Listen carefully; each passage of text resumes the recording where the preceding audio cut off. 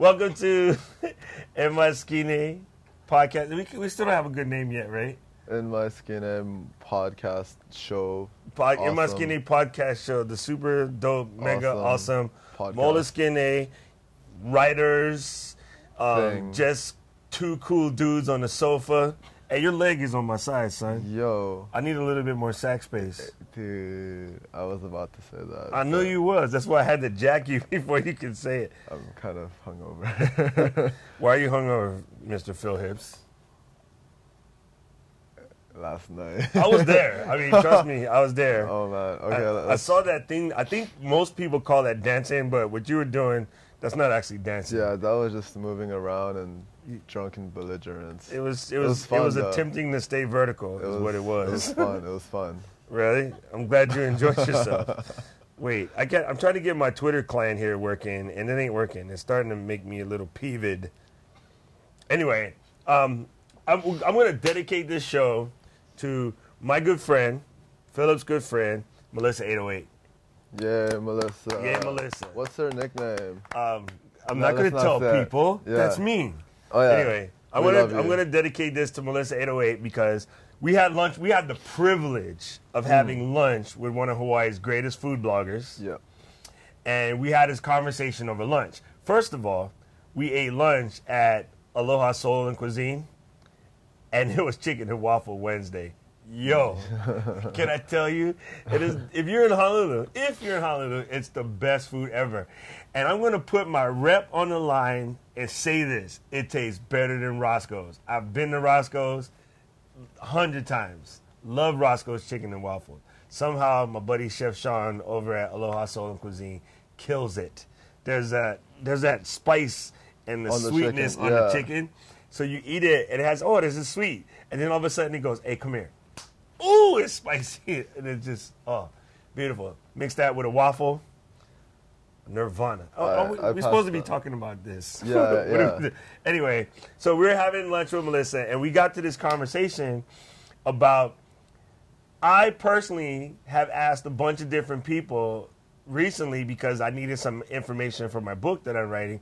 Like, hey, what's your passion? What are you into? What are you passionate about? And you know what the number one answer I get? I don't know. No, it's even worse than I don't know. Nothing. Nothing. I don't know. It's okay. No, it's not okay either. I don't know. It's retarded as well. But nothing.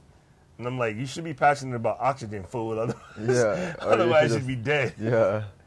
So, I started writing in my journal about this, and when the book is done, the chapter on passion is going to be pretty large because I got so fired up from people telling me they had no freaking clue.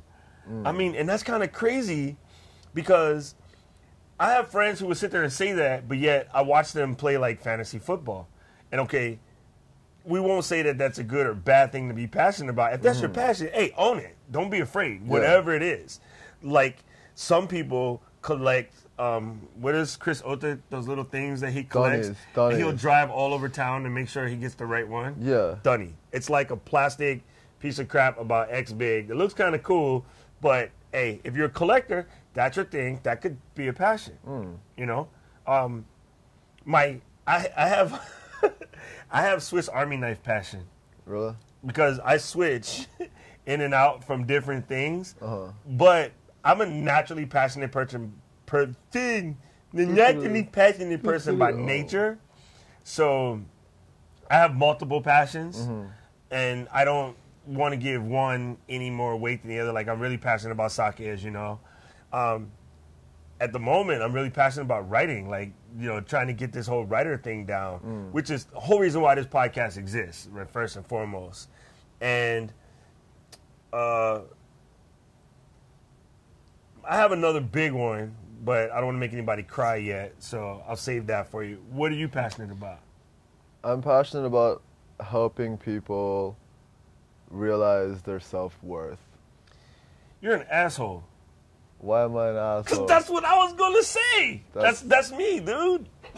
That's like my favorite thing on the planet. Yo. I hate, and it's because I'm so passionate. I hate watching the people that are not passionate Like, and then they're stuck, and they're like, oh, I don't know what to do. Oh, I'm bored. Oh my God. I wish somebody would tell me they're bored. I carry around trash bags in my car. And I just want to give them a trash bag and hey, go and walk down the street and pick up all the trash. And they go, why? Well, because our neighborhood needs cleaning up. And don't you want to live in a nice, clean island? Well, yeah. Well, then if you're bored, pick up trash. And then people learn to stop saying stupid shit like I'm bored. You know, there's kids in Somalia right now where their only toy is a piece of dried up like cattle feces, but yet they figure out how to play with that and make it a party and make fun of it. So when we were talking about this online, you made a great comment about if you have a computer to post on Facebook that your life sucks or you're bored, you probably shouldn't be complaining because you have better resources than like 90-some-odd% of the planet. Seriously. Right? I thought that was pretty funny. So, well, I know I like to help people, but what is, like, explain to me more about your style. Like, what do you like to do, or what really gets you? Like, my whole thing was, I mean, if you asked me 2 years ago, I would have been one of the few people that, like, one of the people that said, I don't know, or... So what happened? Did you, like, zip your schlong up in a zipper or something? Like, yeah, no, like, maybe. No. I think that's pretty much impossible, because you'd have to actually be able to reach the pants. Yo, wow. Dude, you focus. This is important stuff here. Wait, you gotta focus. Wait, it's not the size of the boat. It's the motion of the water. The only person that says that is the person with a really small rowboat. Okay, when you're like the Love Boat, then never mind. Anyways, focus, Daniel-san. What are we talking about? About that? Like, how did you? Yeah. When did the light switch? Okay, when did the light switch? Click. Just one day, I was like, this fucking sucks. Oh, wait, can I say fucking? It's the internet, dude. Oh, yeah. Nobody gives a shit. I was like, dude, this fucking sucks. Like, now what is the this? I mean, that's a generic. No, this. like just. I reflected back on like my current situation and stuff, and then I think I had a bunch of shit like happen in my life at one point, and then like I kind of took a step back and reassessed it from like a third person or like outsider's point of view, and I was like, this is retarded, and so from there I actively try to figure out what I could do to improve it, and I just took real small baby steps until like I'm still learning and stuff, you know, like. Life is pretty much always about learning. You know what? That's a true story, though. Like, we're always learning. Yeah. You know, and a lot of people don't get that. Or they're like, oh, I don't want to learn about that. I don't really care. I was like, how do you know? You didn't even try to learn about it to see that you don't care. Yeah. You know, and I'm blown away at the amount of people who could just sit around stuck, like, in a briar or in a quagmire. If that's a better giggity. and say like, oh, I don't know my life. The FML thing. Like, dude, I know the site is banging and I know you're making a lot of money, but stop perpetuating that crap. That is the biggest crock of shite ever. Like, your life is not screwed because if you can breathe in enough air to complain about your life, you're not dead. So ergo, your life isn't quite fucked yet. Yeah. Right?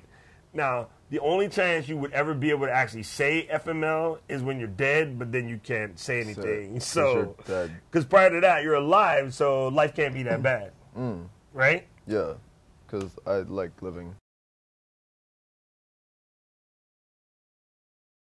I mean, I'm not sure at the moment because I want you to buy the book. I'm not going to tell you in this podcast how you need to find your passion, but you need to find it. One of the things I say that I will put out there, because this is not like secret information, go to your local United Way, like ours is Aloha United Way, and be like, hey, where can I volunteer? You know, if you think your life sucks, go to the United Way, or in Hawaii, the Aloha United Way. Check out Jody Shiroma. She's one of my friends. And ask her to put you somewhere where you can learn to appreciate your life. You know, if they get you involved in one of their many charities, taking care of some people who don't have it anywhere near as good as you crying, whiny, snotty little shit, I guarantee you it'll wake you up and make you happy for your life real quick. Right? Yeah. You ever done any charity work? I worked for IHS. Besides that girl you was dancing with yesterday? Oh, that was pretty much charity work. No, we don't do community service. No. I actually I volunteered at the IHS for like a little bit. Like during high people school. in the mainland don't know what the heck IHS is. It's Institute for Human Services. Yeah, so it's like a homeless shelter, and so basically, if you work over there, you know they have to fight for beds at night, you know, and it's like. I have a bed at home. Was this a self-directed volunteer, or did the judge tell you to do it? No judge, no judge. Yeah, so I did Big Brother, Big Sister thing for a little while when I was in the mainland. Actually, our friend Brandon, he does that, and yo, he's pretty good. We tease him a lot, but I got to give the dude all the credit in the world because he's very big on Big Brother, Big Sisters, and yeah, you know, if you're interested in Big Brothers, Big Sisters, send out a tweet to We Heart Hawaii, right? Yeah, We Heart Hawaii. We Heart Hawaii. That's Brandon. Ask him, hey, how can I join Big Brothers Big Sisters? I mean, there's a lot of stuff out there. I would say send a tweet to your local United Way.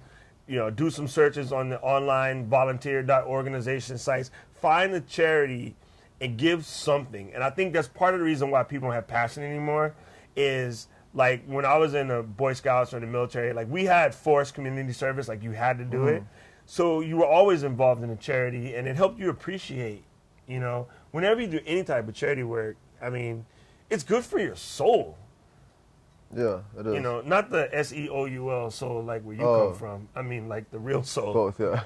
You know, and I like doing charity. You know, I love, anybody can write a check. I think that's a better way to put it. Anybody can write a check. You might be broke and you have $100 you can give to, you know, it's Christmas and the dude's going to be ringing the bell. Anybody can drop money in a bucket.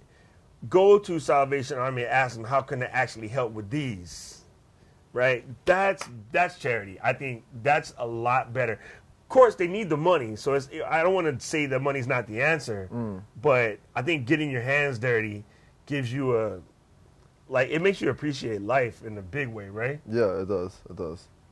Anything else you want to tell people? Like, what are you writing about right now? Lately, it's just been the usual, just trying to purge out the day's events, but nothing big.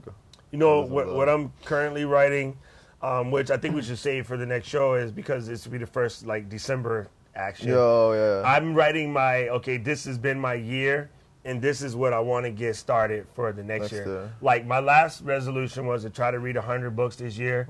I'm about 80 books into it. I don't think I can finish another 20 in a month, but I don't consider that a fail. I read 80 books this year. Yeah. Pretty crazy.